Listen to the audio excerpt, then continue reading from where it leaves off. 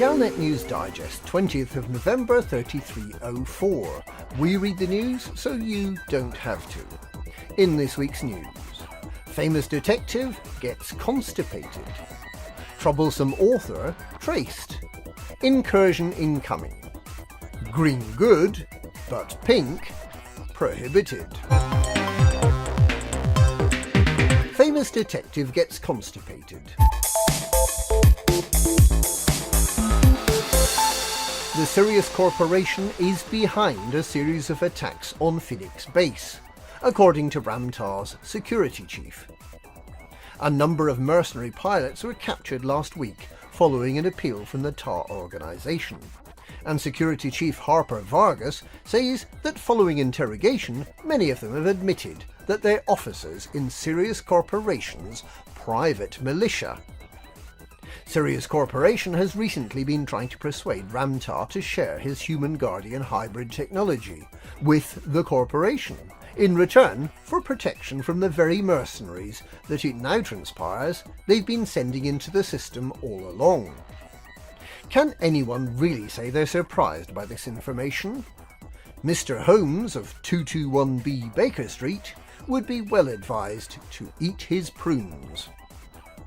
The Sirius Corporation has denied using threatening behaviour and has promised a full investigation. But they would say that, wouldn't they? Troublesome author traced. Corsair King author Olav Redcourt, who was reported missing last week, has been found safe and well at a writers' convention.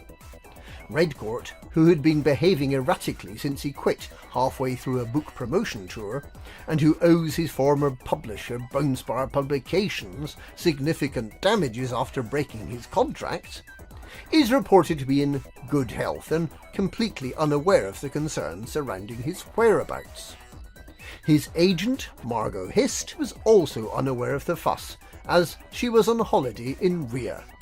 She revealed that Redcourt has raised sufficient funds to pay Bonespar's fees, and intends to press ahead with writing the niche science fiction novel of his dreams.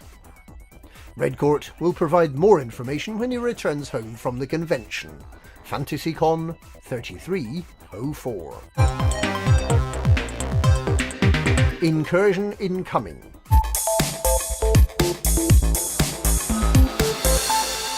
Tharg the Mighty, Lord of Polaris, Emperor of the Col 70 sector and Prince of the Pleiades, would like to remind the galaxy that it is all about him.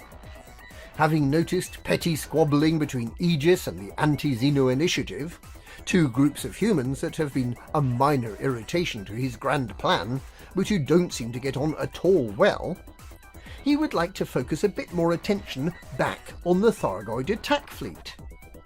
To that end, he has sent emissary and Tharglet, William Flannery, to explain that he, Tharg the Mighty, would like to get more involved in the background simulation. Instead of damaging stations randomly and then moving on, from now on, Tharg's fleet will stay in any systems they've managed to attack, and will damage one more station each week, unless they're defeated by overwhelming numbers of humans. There will be special Thargoid combat zones, and Tharg invites any brave humans to try their luck. Tharg was planning to destroy stations in the attack systems completely, but he's toned this down a bit because he doesn't want to be mistaken for the bad guy. Oddly enough though, this decision not to destroy stations appears to have upset many commanders. Tharg calls the state of the systems he's attacked Incursion. That's because the humans in those systems are going to be Curzon. Green good, but pink prohibited. The Pilots Federation plans to change the orbit of a planet and to ban neon pink gas giants throughout the galaxy, but they have spared the luminous green ones. The famous Sword of Damocles system at Kylosli DAA F69 contains 2 moons that gently collide every 133 days, and then they move apart and continue on their way. The Pilots Federation has arranged a massive engineering effort to gently nudge one of the moons into a slightly different orbit, to prevent this hazard to navigation that's claimed the lives of many sightseers. The 22nd of November is likely to be the last time moons 2B and 2C touch. The popcorn is already on sale.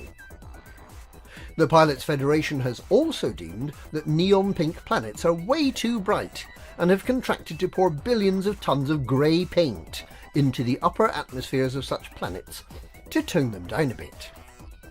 But the luminescent green planets, some of them very green in a swirly, chemically, Thargoidy sort of way, have been spared any alteration, and in fact have been embraced by that emissary of the Thargoids, Edward C. Lewis. And that's this week's Galnet News. Galnet News, we read the news so you don't have to.